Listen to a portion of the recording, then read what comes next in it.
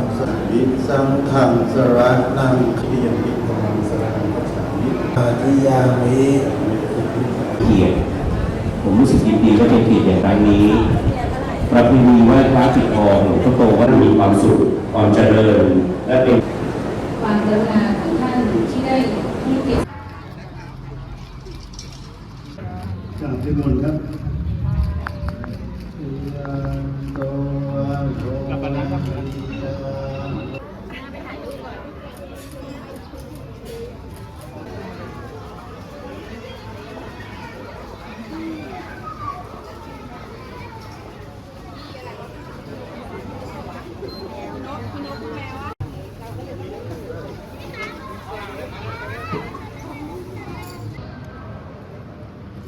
เลื่อนผ้ามาด้านหน้านะครับ